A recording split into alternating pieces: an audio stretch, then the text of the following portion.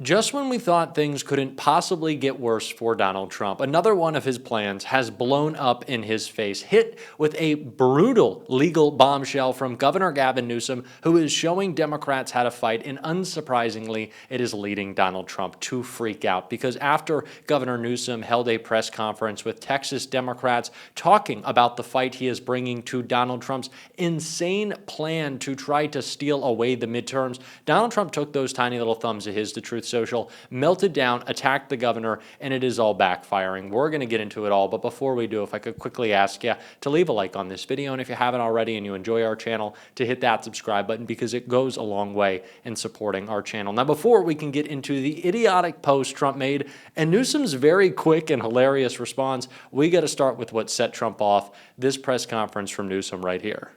We have an administration that wants to roll back most of the progress of the last half century. They want to put America in reverse to bring us back to a 1960s, pre-1960s world. We talked about voting rights, LGBTQ rights. We talked about the rights of women in the meeting a moment ago. We talked about everything that's at stake.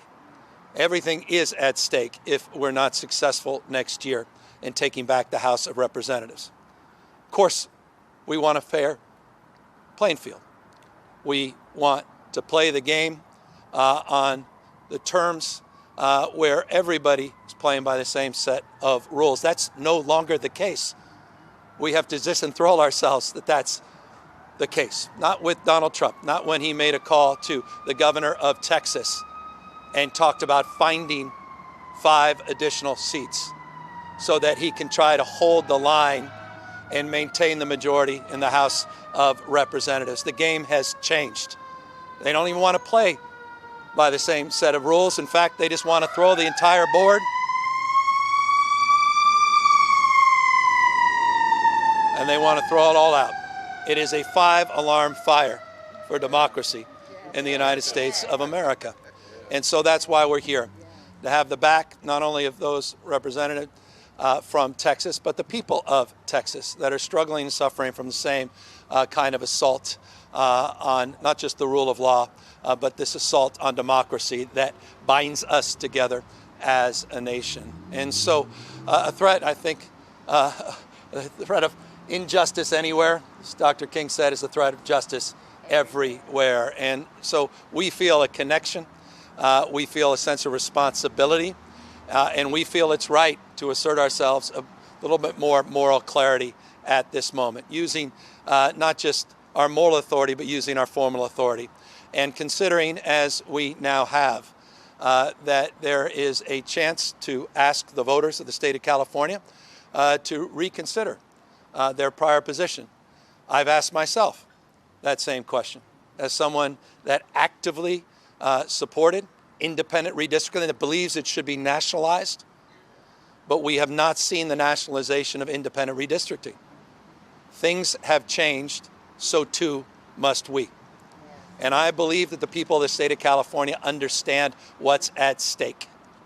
If we don't put a stake into the heart of this administration, there may not be an election in 2028. That's how strongly I feel about this moment, and I think millions, hundreds of millions of Americans feel the same. We take Donald Trump seriously when he talks about the 2028 election. It is about time that we started fighting fire with fire. If Donald Trump and Greg Abbott want to conspire to try to steal the midterms, we need to hit back. Democrats in California are working on redistricting. We spoke with Leader Jeffries about the effort that is going to be undertaken in New York to do the same. We've seen governors across the country, in Maryland, in New Jersey, say that if Donald Trump wants to play this game, Democrats will as well. We don't just have to be on the back foot. I know we're the opposition party right now, but that doesn't just mean playing defense. We need to get out ahead and fight. And obviously, it's driving Donald Trump crazy because he took those tiny little fingers of his to Truth Social to freak out over what Governor Newsom had to say today. And it wasn't just that his meltdown was hilarious and embarrassing for him. It's that Newsom responded right away And I want to take a look at both those posts. Donald Trump wrote on Truth Social, "Fire aid is a total disaster. Looks like another Democrat-inspired scam. $100 million is missing. Was supposed to go to the Los Angeles fire victims. Fires that, with proper management, would have never happened. Governor Newsom refused to release billions of gallons of water from Northern California and the Pacific Northwest. What a difference it would have made. I have since overruled him, and it is now released. All federal housing permits have also been approved. The city is years late. Get the fire victims their approval to rebuild and do it now." And in response to that Truth Social meltdown, Gavin Newsom fired back, calling out the first lie, that Fire Aid is not a state organization and the governor had no role in it, but its impacts have been widely reported, with Fox News saying that Fire Aid says it has granted $75 million so far to 188 nonprofits. The remaining $25 million should go out in August. The LA Times wrote, "A review showed how Fire Aid was an urgent lifeline in the worst of the disaster and beyond." Pointing out the second lie, state water reservoirs in Southern California were at record levels during the LA fires. There was no shortage of water in the region. There was also no magic spigot because Trump's an idiot. And the third lie that Newsom called out, there is no such thing as federal housing permits. They have been approved because they do not exist. That is how you do rapid response. If Donald Trump's going to throw a tantrum, don't just allow him to own the narrative, call out the lies, and in doing so, point out your wins. That is exactly what Governor Newsom and his team are doing. And if you haven't already, I really suggest on Twitter you follow his press office. They are constantly making fun of not just Trump, but Stephen Miller. Warms my heart every day. Y'all should definitely follow them. I'm going to link it below. But this is what we've been seeing from Newsom nonstop as he goes to war. One of the few Democrats really using all of his weight and fighting back against Donald Trump. And it's, of course, not just on the issues in his state, but calling out Donald Trump's state of chaos right now with the Epstein files. Well, they lied. They lied to you then, or they're lying to you now, period. Someone lied about this. They dangled this in order to get votes. And they lied to people. They used people. And someone needs to be held to account. And look, I could be cynical about it. I can be very political about it and say it's interesting when we brought up Elon, when Elon Musk tweets something out saying Trump's on the list, and a few days later, there is no list. You can be cynical about that. It leads to some open-ended questions. What would you have done if you were Trump in that situation? So say that you'd been elected and the public are demanding to see this list. What would you have done? Well, one thing is obvious. I know Pam Bondi well, the Attorney General. We've known each other over the years. She doesn't move without Trump.